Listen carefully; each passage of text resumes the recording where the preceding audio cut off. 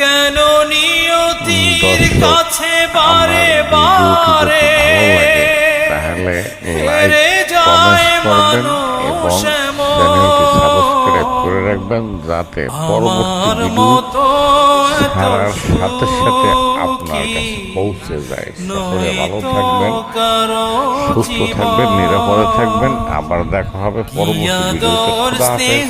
ভালোবাসায়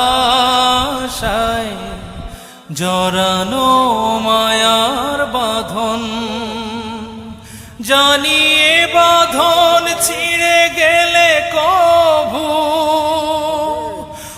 আসবে